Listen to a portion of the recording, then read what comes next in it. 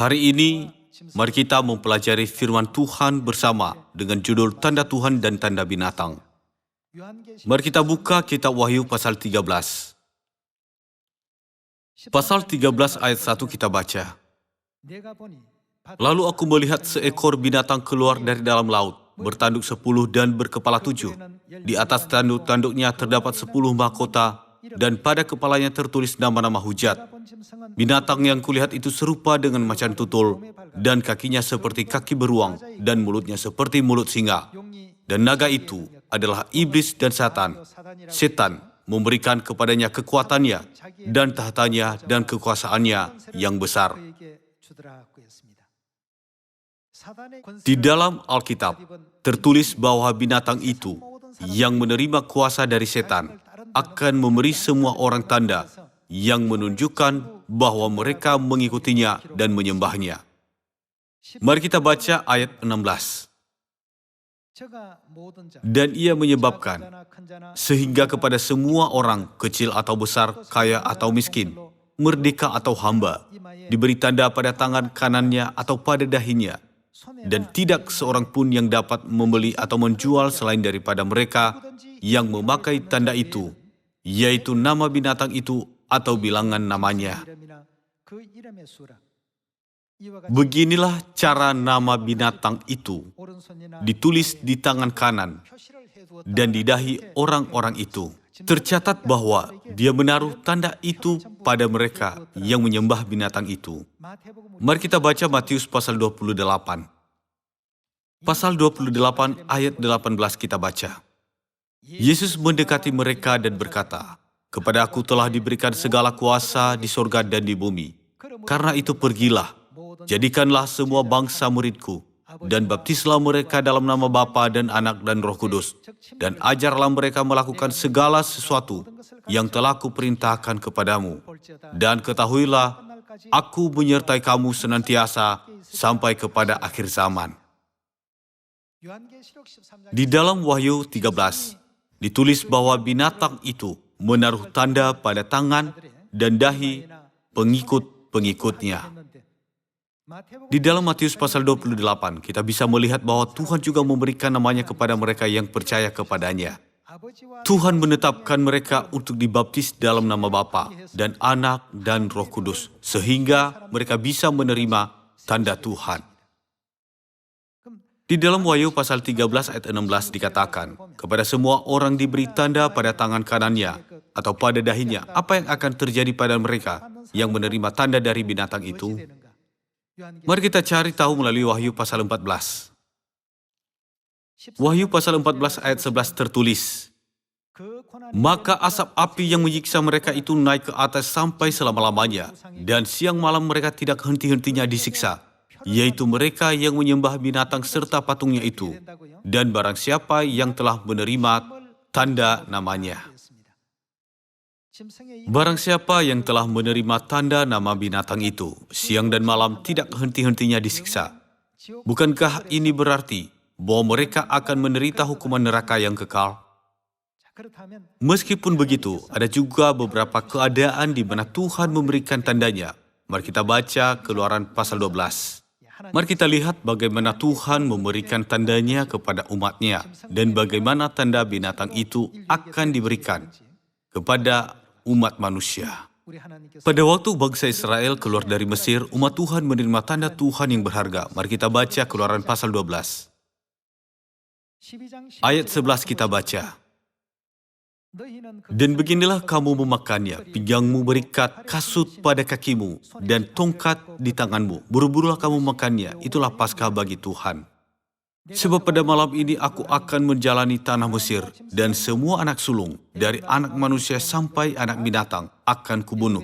Dan kepada semua Allah di Mesir akan kujatuhkan hukuman, akulah Tuhan. Dan darah itu menjadi apa?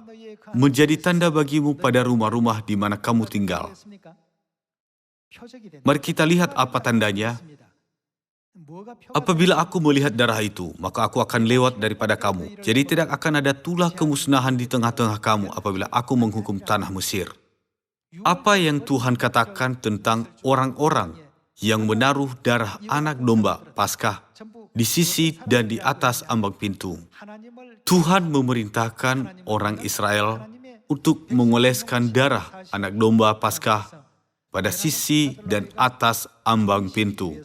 Dengan ini, bukankah Dia membiarkan malaikat pemusnah tahu di mana umat Tuhan yang menghormati dan percaya kepadanya tinggal?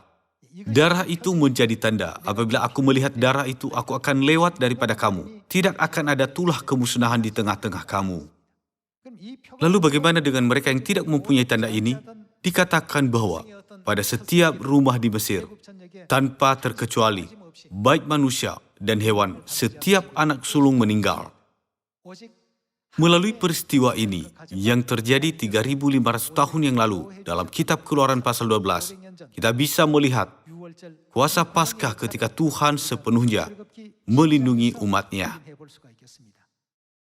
Bukankah Tuhan menetapkan perjanjian ini dengan umatnya sebagai tanda yang menunjukkan rumah tempat tinggal umat Tuhan? Tuhan berfirman, jangan hancurkan rumah-rumah yang ada darah pada sisi dan ambang atas pintu, tetapi hancurkan semua rumah yang tidak ada darah anak domba Paskah. Sebuah tanda memiliki arti yang begitu penting. Tuhan menggunakan tandanya, tetapi setan juga menggunakan tandanya. Mereka yang memiliki tanda setan, tidak peduli berapa banyak orang yang memilikinya, akan disiksa dalam belerang dan api, yaitu neraka yang menyala-nyala, tanpa istirahat siang dan malam. Namun, Tuhan berjanji untuk menyelamatkan mereka yang memiliki tanda Tuhan dan melindungi mereka dari semua bencana. Sekarang mari kita baca Keluaran pasal 13. Pasal 13 ayat 8 kita baca. Pada hari itu harus kuberitahukan kepada anakmu laki-laki, ibadah ini adalah karena mengingat apa yang dibuat Tuhan kepadaku pada waktu aku keluar dari Mesir. Hal itu bagimu harus menjadi tanda pada tanganmu dan menjadi peringatan di dahimu. Di sini apa yang Tuhan perintahkan untuk mereka lakukan? Tuhan berkata ini akan menjadi tanda bagi mereka. Supaya hukum Tuhan ada di bibirmu. Sebab dengan tangan yang kuat, Tuhan telah membawa engkau keluar dari Mesir. Haruslah kau pegang ketetapan ini pada waktunya, yang sudah ditentukan dari tahun ke tahun. Oleh karena itu, Tuhan memberikan Paskah sebagai tanda perjanjian antara Tuhan dan umatnya, yang melaluinya Dia berjanji untuk melindungi mereka dari bencana. Paskah tanda perjanjian itu harus diletakkan di mana? Menurut Wahyu pasal 7, tanda untuk menghindari bencana harus diletakkan pada dahi kita. Pasal 7 ayat 1 kita baca. Kemudian daripada itu aku melihat 4 malaikat berdiri pada keempat penjuru bumi dan mereka menahan keempat angin bumi supaya jangan ada angin bertiup di darat atau di laut atau di pohon-pohon. Dan aku melihat seorang malaikat lain muncul dari tempat matahari terbit. Ia membawa meterai Allah yang hidup dan ia berseru dengan suara nyaring kepada keempat malaikat yang ditugaskan untuk merusakkan bumi dan laut. Katanya, janganlah merusakkan bumi atau laut atau pohon-pohon sebelum kami memeteraikan hamba-hamba Allah kami pada dahi mereka. Di sini janganlah merusakkan, berarti bahwa bencana tidak akan menimpa mereka. Melalui apa Tuhan memerintahkan agar bencana tidak menimpa umatnya? Tuhan memeteraikan umatnya pada dahi mereka. Tidak bisakah meterai juga disamakan dengan stempel? Tuhan akan memberikan stempelnya atas umatnya. Ini stempel siapa? Ini adalah stempel Tuhan. Dengan kata lain itu adalah meterai Tuhan. Stempel ini bukan stempel seseorang atau stempel presiden perusahaan. Meterai Tuhan, yaitu stempel Tuhan muncul dari timur, tempat matahari terbit, dan dimeteraikan pada dahi umat Tuhan, hamba Tuhan. Sama seperti Tuhan dengan rajin menaruh meterainya pada umatnya saat ini, setan juga dengan rajin menaruh tanda binatang itu pada seluruh umat manusia. Kita tidak menerima tanda binatang, tetapi menerima tanda Tuhan. Saudara-saudari, alangkah besarnya berkat yang kita terima ini. Sekarang setan bekerja keras untuk menaruh tandanya pada seluruh umat manusia. Dia menaruh tandanya pada umat manusia melalui perayaan Natal dan ibadah hari Minggu. Dikatakan bahwa di zaman ini, Tuhan menaruh meterainya dengan namanya yang suci untuk mengakui mereka yang telah menjadi umatnya melalui Paskah dan ketaatan pada perintah-perintahnya. Muncul dari tempat matahari terbit, ia membawa meterai Allah yang hidup dan ia berseru dengan suara nyaring kepada keempat malaikat yang ditugaskan untuk merusakkan bumi dan laut, katanya, "Janganlah merusakkan bumi atau laut ataupun pohon sebelum kami memeteraikan hamba-hamba Allah kami pada dahi mereka. Janganlah merusakkan mereka." Umat Tuhan bisa sepenuhnya dilindungi walaupun angin dilepaskan hanya setelah menerima meterai ini. Di sini dikatakan memeteraikan pada dahi mereka. Meterai Tuhan itu tanda Tuhan yang diberi pada dahi mereka, disebutkan juga dalam Yeskel pasal 9 dari Perjanjian Lama. Pasal 9 ayat 3 kita baca, "Pada saat itu kemuliaan Allah Israel sudah terangkat dari atas kerub, tempatnya semula ke atas ambang pintu bait suci, dan dia memanggil orang yang berpakaian lenan dan yang mempunyai alat penulis di sisinya.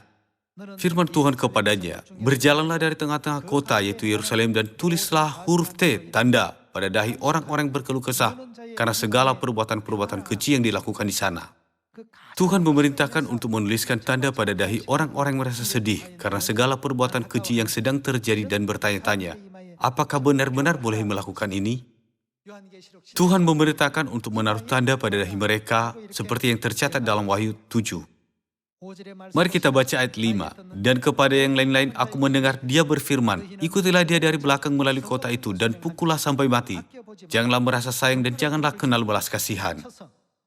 Orang-orang tua, teruna-teruna dan dara-dara, anak-anak kecil dan perempuan-perempuan bunuh dan musnahkan. Tetapi semua orang ditandai dengan huruf T, itu jangan singgung."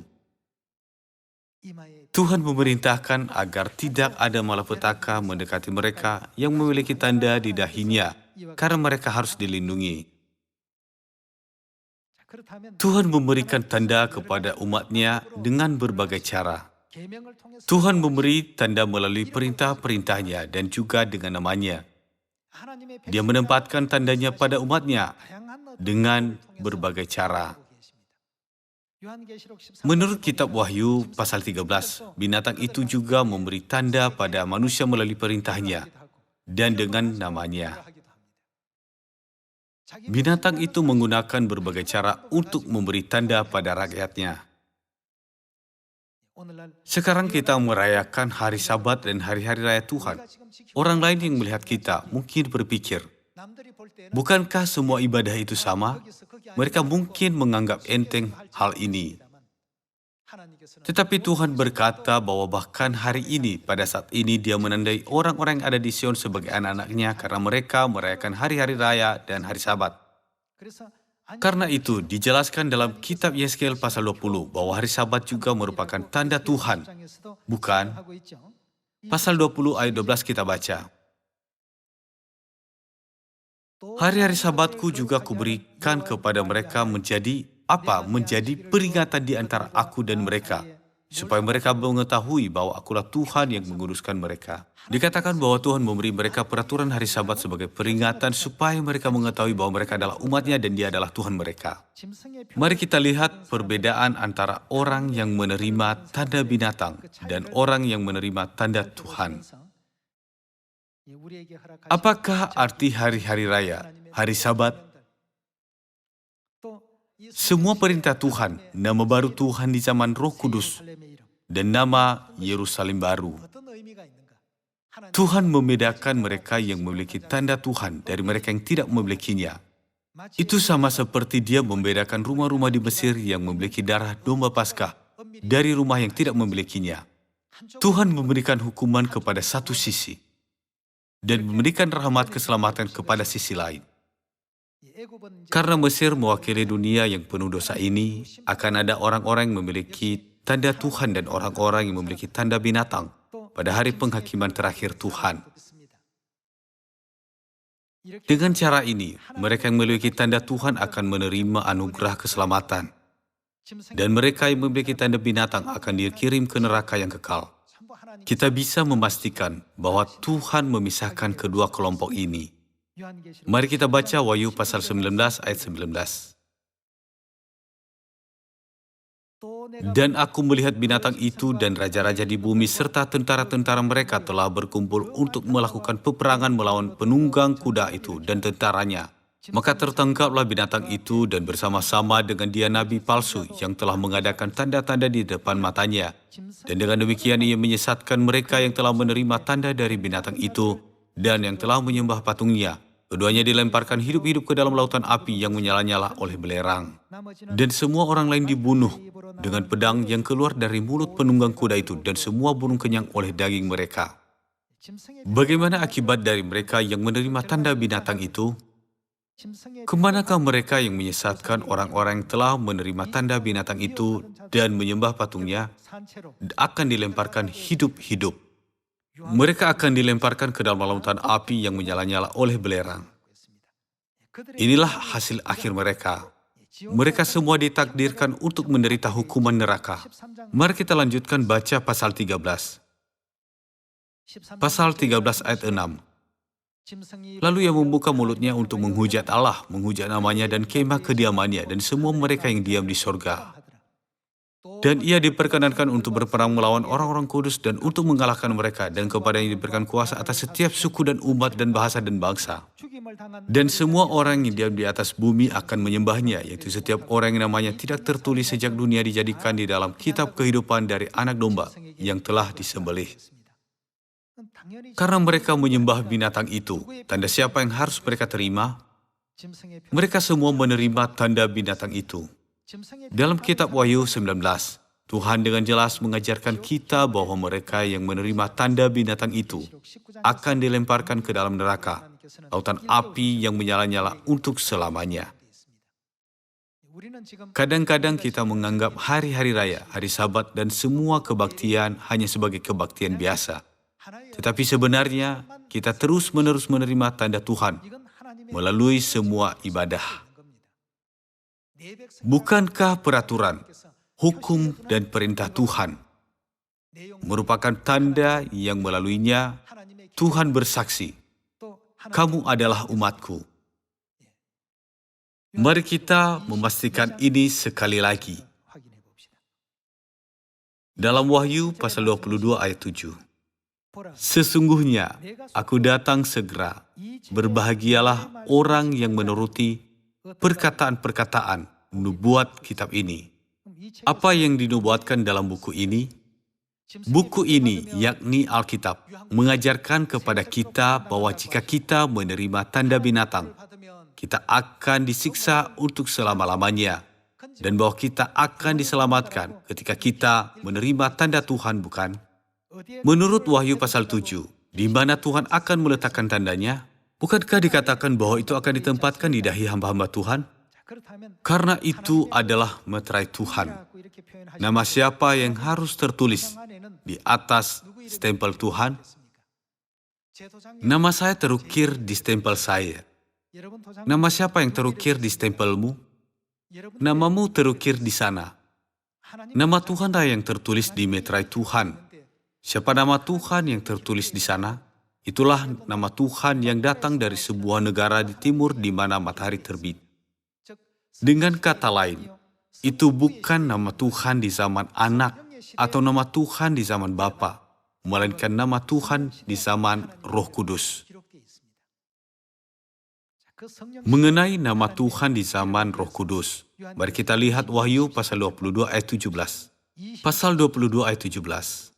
Roh dan pengantin perempuan itu berkata, "Marilah, dan barang siapa yang mendengarnya, hendaklah ia berkata, marilah, dan barang siapa yang haus, hendaklah ia datang, dan barang siapa yang mau, hendaklah ia mengambil air kehidupan dengan cuma-cuma."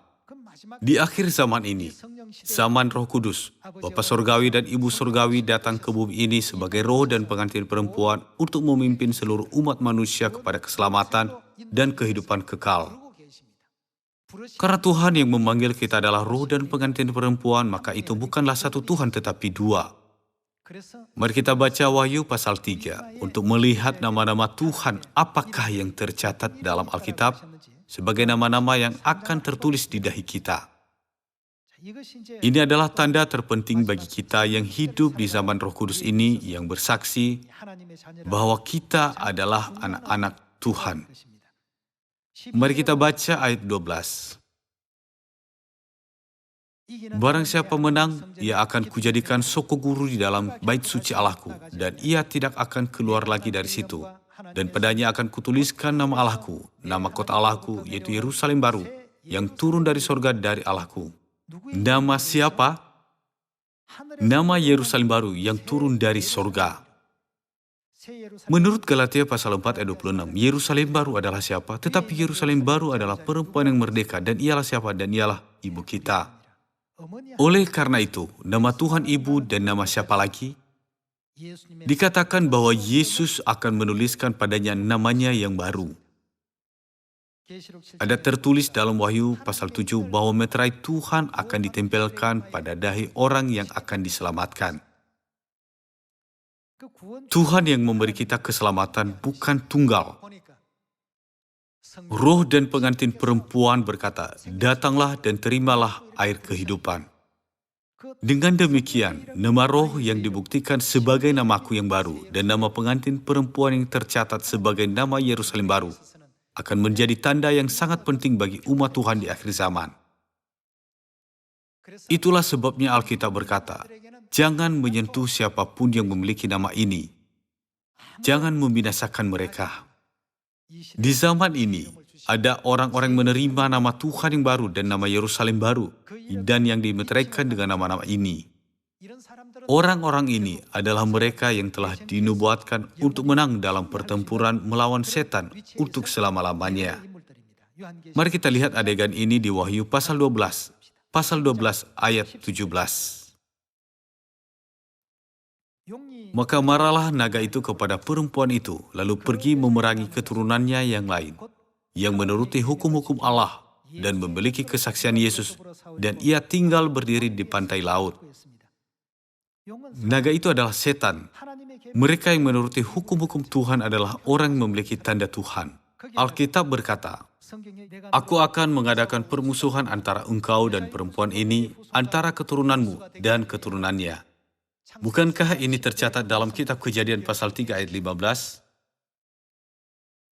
Perempuan itu adalah ibu seluruh umat manusia. Adam telah memberinya nama yang berarti kehidupan.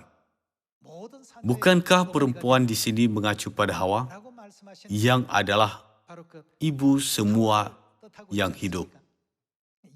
Apa yang terjadi antara naga rohani yakni iblis dan Hawa rohani?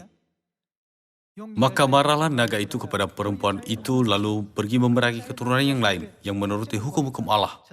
Ciri-ciri keturunan perempuan lainnya adalah selalu menaati hukum Tuhan. Ini adalah tandanya. Cara umat Tuhan menyembah Tuhan berbeda dengan cara dunia menyembah binatang. Cara dan waktu ketika umat Tuhan beribadah, serta nama-nama Tuhan yang mereka panggil, sama sekali berbeda dengan yang digunakan di dunia untuk menyembah binatang itu. Untuk membedakan mereka, Tuhan membuat rencana. Jika Tuhan terus menggunakan nama Yesus, nantinya akan sulit untuk membedakan antara umat Tuhan dengan umat iblis. Jadi apa yang Tuhan lakukan? Tuhan memberi namanya yang baru. Apa alasannya? Itu untuk membedakan mereka. Untuk memisahkan umat Tuhan dari mereka yang bukan umat Tuhan. Tuhan memberikan namanya yang baru. Tuhan telah memisahkan mereka yang percaya kepada Tuhan Bapa dan Tuhan Ibu dan yang memiliki nama baru dan nama Yerusalem baru dari mereka yang tidak. Ini adalah rencana luar biasa yang Tuhan tetapkan. Inilah sebabnya mengapa Tuhan memberi kita hari Sabat, Paskah, namanya yang baru, dan akhirnya menuntun kita untuk percaya kepada nama mulia Yerusalem baru. Kepada orang yang telah menerima tanda setan, Tuhan berkata, "Kamu akan menderita di lautan api untuk selama-lamanya. Asap api yang menyiksa kamu itu akan naik untuk selama-lamanya." Kepada umatnya dia berkata, "Kamu akan memerintah sebagai imamat rajani untuk selama-lamanya di dunia yang mulia, di mana tidak ada lagi kematian atau perkabungan atau rasa sakit." Mari kita lihat Wahyu pasal 22 ayat 1.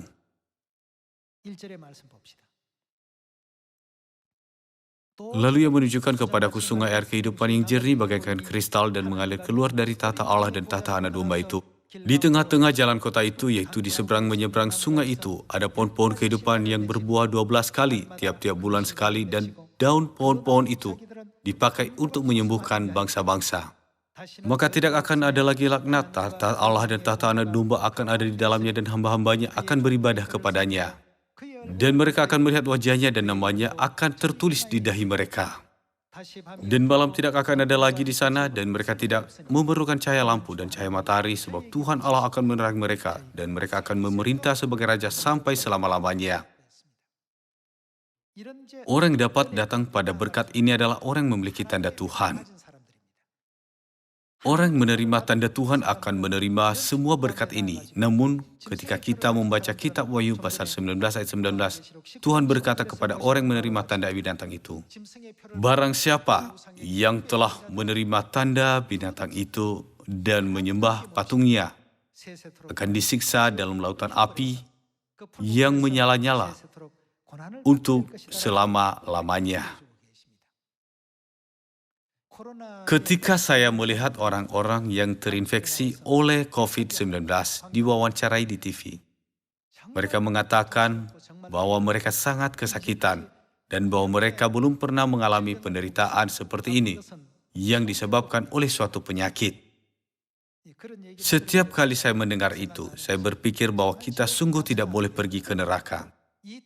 Orang-orang menangis bahkan dari sedikit rasa sakit yang mereka alami di bumi ini, namun apa yang akan terjadi pada mereka ketika asap api yang menyiksa mereka naik ke atas untuk selama-lamanya?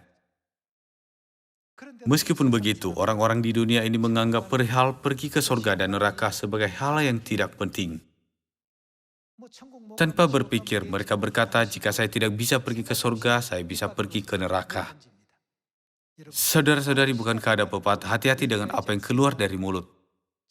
Kita harus berhati-hati dengan kata-kata yang kita ucapkan. Untuk masuk ke kerajaan surga yang mulia, yang telah Bapa dan Ibu persiapkan, kita harus rajin merayakan hari raya Tuhan dan menaati semua ketetapan dan peraturan yang Tuhan berikan kepada kita. Kita harus selalu bangga dan percaya diri karena kita telah menerima tanda Tuhan. Setan menindas dan menganiaya umat Tuhan yang kelihatannya jumlahnya tidak banyak untuk menghapus tanda Tuhan. Dia juga mengubah waktu dan hukum Tuhan untuk membuat umat Tuhan gagal memeliharanya. Namun seperti yang kita lihat di Wahyu pasal 12, umat Tuhan tetap menuruti hukum-hukum Tuhan dan beriman kepada Yesus sampai akhir. Mereka sedang menempuh jalan nubuat yang telah diberikan oleh Bapa dan Ibu dengan tanda Tuhan di dahi mereka. Siapakah yang ada dalam batin kita, dalam iman kita, dan juga di dalam pikiran kita? Bukankah orang-orang yang teguh percaya kepada Bapa dan Ibu Surgawi, dan yang juga percaya pada nama barunya dan nama Yerusalem baru, menjadi orang-orang yang mampu mengikuti jalan Kristus, kemanapun Bapa dan Ibu pergi sampai ke sorga. Saya meminta agar tidak ada seorang pun yang akan tertinggal dalam perjalanan ini. Saya memudahkan Tuhan sekali lagi. Atas karunia-Nya telah memberi kita tanda Tuhan dan membimbing kita sehingga kita tidak menerima tanda binatang. Berharap bahwa Anda menerima banyak berkat. Saya mengakhiri khotbah hari ini. Terima kasih.